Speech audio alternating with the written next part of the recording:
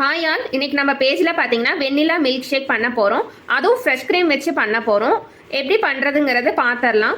So நீங்கள் fresh க்ரீமில் milk shake பண்ணதில்லை அப்படின்னா ஒரு டைம் இந்த மெத்தட் செஞ்சு பாருங்கள். வீட்டில் இருக்கவங்கலாம் வேண்டானே சொல்ல மாட்டாங்க, இன்னும் செஞ்சு கொடுங்க கேட்டு கேட்டு வாங்கி குடிப்பாங்க.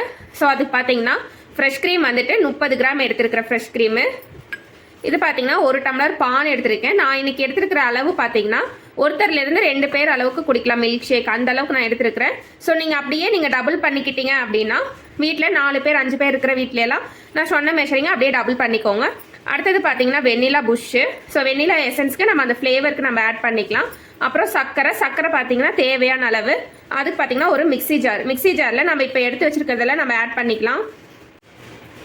ஸோ மிக்ஸி ஜாரில் பார்த்தீங்கன்னா நம்ம எடுத்து வச்சுருக்கிற ஃப்ரெஷ் க்ரீம் ஃபஸ்ட்டு ஆட் பண்ணிக்கலாம்.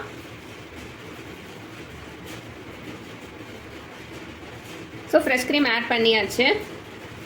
ஸோ இப்போ பார்த்தீங்கன்னா ஒரு டம்ளர் பால் எடுத்துருக்குறோம். நம்ம டீ காஃபிக்கெல்லாம் குடிப்போம் பார்த்தீங்களா கிளாஸு, அந்த கிளாஸில் தான் நான் எடுத்திருக்கேன். ஸோ இப்போ பால் ஆட் பண்ணிக்கலாம். ஸோ பால் ஆட் பண்ணதுக்கப்புறம் சர்க்கரை பார்த்தீங்கன்னா நான் 2 ஸ்பூன் ஆட் பண்ணிக்கிறேன். 1 2 ஸ்பூன் சர்க்கரை ஆட் பண்ணிக்கிறேன். அப்புறம் பார்த்தீங்கன்னா வெண்ணிலா புஷ் எடுத்துக்கிற ஃப்ளேவருக்கு. வெண்ணிலா ஃப்ளேவர்னால நம்ம கொஞ்சம் நிறையா சேர்த்துக்கலாம், 1 ஸ்பூன் அளவுக்கு சேர்த்துக்கலாம். ஸோ சேர்த்தாச்சு. இப்போ இதை நம்ம வந்து அரைச்சிட்டு நம்ம எடுத்துகிட்டு வந்துக்கலாம்.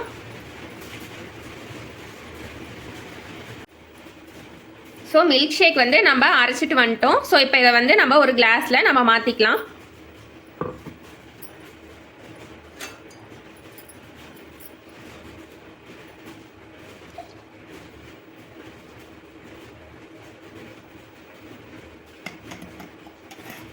ஷேக் வந்து நம்மளுக்கு வந்து ரெடி ஆயிடுச்சு. ஸோ வெயிலுக்கு வந்து இந்த மாதிரி ஒரு மில்க் ஷேக் வந்து நீங்கள் குடிச்சிங்க அப்படின்னா வீட்டில் இருக்கவங்கெல்லாம் கேட்டு கேட்டு வாங்கி குடிப்பாங்க. ஸோ அந்த அளவுக்கு டேஸ்ட்டாக இருக்கும்.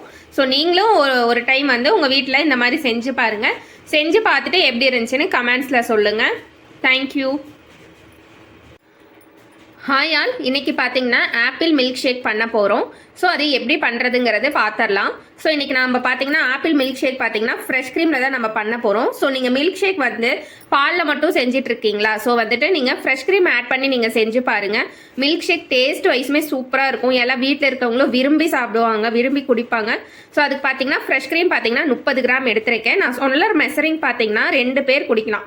நீங்கள் அதை அப்படியே நீங்கள் டபுள் பண்ணிட்டீங்க அப்படின்னா 4 பேர் 6 பேர் இருக்கிற வீட்டில் நான் சொல்கிற மெஷரிங்கெல்லாம் அப்படியே டபுள் பண்ணிக்கோங்க. ஸோ ஃப்ரெஷ் க்ரீம் பார்த்தீங்கன்னா 30 கிராம் எடுத்துருக்கிறேன்.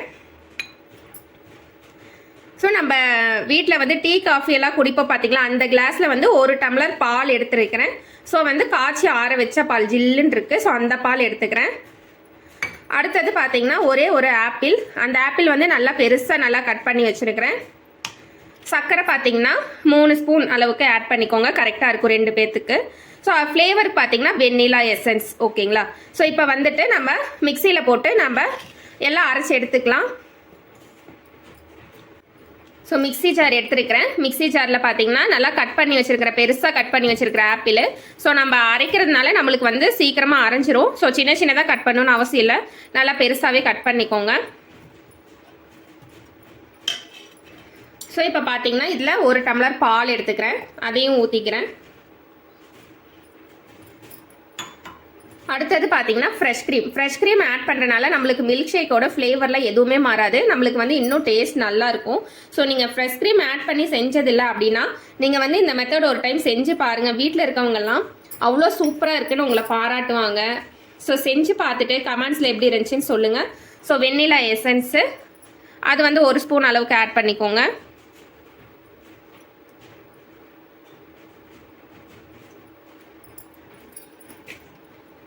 அடுத்தது பார்த்தீங்கன்னா சர்க்கரை வந்து 3 ஸ்பூனு. 1 2 3. ஸோ இப்போ இதை நம்ம வந்து அரைச்சிட்டு வந்து நம்ம எடுத்து பார்த்துடலாம். ஸோ இப்போ பார்த்தீங்கன்னா மில்க் ஷேக் வந்து நம்ம அரைச்சிட்டு வந்துட்டோம். ஸோ இப்போ இதை வந்து ஒரு கிளாஸில் நம்ம மாற்றிக்கலாம்.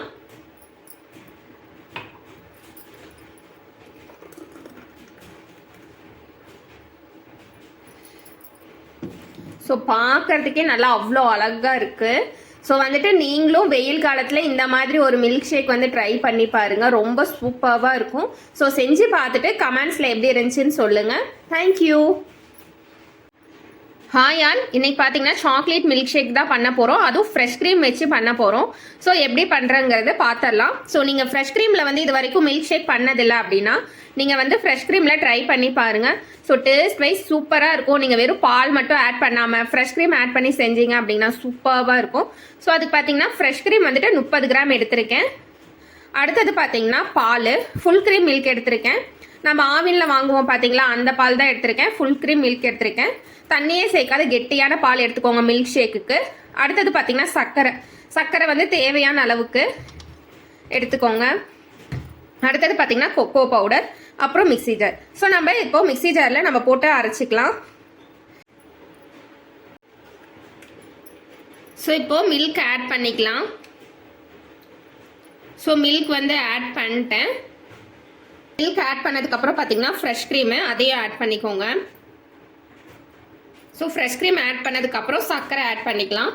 சர்க்கரை வந்து 3 ஸ்பூன் ஆட் பண்ணிக்கலாம்.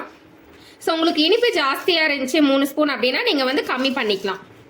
கம்மியாக இருந்துச்சு அப்படின்னா நீங்கள் ஜாஸ்தி பண்ணிக்கலாம்.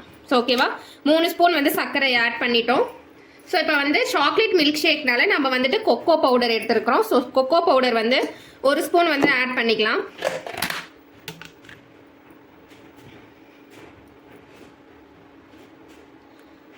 ஸோ கொக்கோ பவுடர் ஆட் பண்ணிட்டேன். ஸோ வந்து சாக்லேட் மில்க் ஷேக் வந்து நம்ம அரைச்சிட்டு வந்துட்டோம். ஸோ பாருங்கள், பார்க்குறப்பவே எவ்வளோ அப்படியே எடுத்து குடிக்கணும் போல் இருக்குது, அந்தளவுக்கு இதாக இருக்குது, அட்ராக்ட் பண்ணுது. ஸோ இப்போ இதை வந்து ஒரு கிளாஸில் நம்ம ஊற்றிக்கலாம்.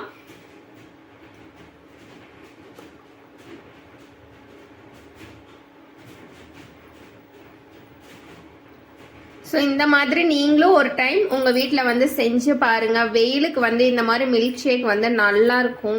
ஸோ வந்து வெறும் பால் மட்டும் ஆட் பண்ணாமல் ஃப்ரெஷ் க்ரீம், அது கூட சர்க்கரை, நம்ம சாக்லேட் பவுடர், இந்த மாதிரிலாம் நீங்கள் கொக்கோ பவுடர் பதிலாக நீங்கள் காஃபி பவுடர் கூட ஆட் பண்ணி செஞ்சுக்கலாம். ஸோ டேஸ்ட் வைஸுமே சூப்பராக இருக்கும். ஸோ நீங்கள் ஒரு டைம் உங்கள் வீட்டில் வந்து செஞ்சு பாருங்கள். செஞ்சு பார்த்துட்டு எப்படி இருந்துச்சுன்னு கமெண்ட்ஸில் சொல்லுங்கள். தேங்க்யூ.